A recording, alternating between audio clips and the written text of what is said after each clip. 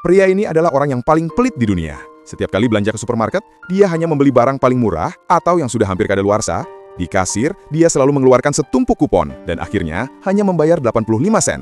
Untuk menghemat tagihan air, tiap kali menyalakan keran, dia hanya membukanya sedikit agar meteran tidak berputar terlalu cepat.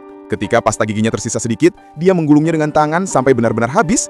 Bahkan, saat membakar dupa untuk orang tuanya, dia memotong satu batang menjadi 3 bagian agar lebih hemat.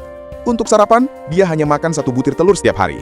Total pengeluaran hariannya tidak pernah lebih dari Rp20.000. Setelah 30 tahun kerja keras dan berhemat, akhirnya ia berhasil menabung sebesar 11 miliar rupiah.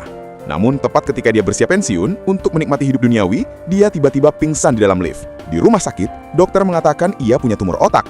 Dia pun tak percaya dan pergi ke rumah sakit lain. Tapi untuk tes yang sama, rumah sakit itu mengenakan biaya tambahan sebesar Rp500.000, sehingga ia memilih kembali ke rumah sakit pertama untuk berhemat.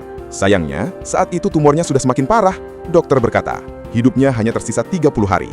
Dengan hati hancur, dia pergi ke makam orang tuanya, menangis, dan menceritakan semua penderitaannya. Setelah itu, dia menarik semua tabungannya dari bank, lalu menghubungi sahabat-sahabatnya.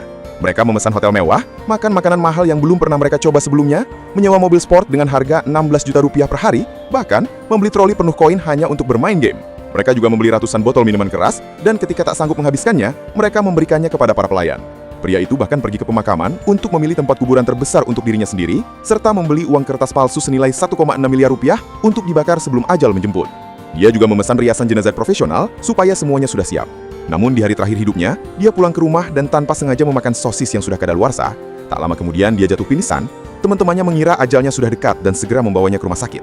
Saat sadar, dokter mengatakan ada kesalahan hasil pemeriksaan. Ternyata ia sama sekali tidak punya tumor otak, dia hanya keracunan makanan karena sering memakan makanan basi.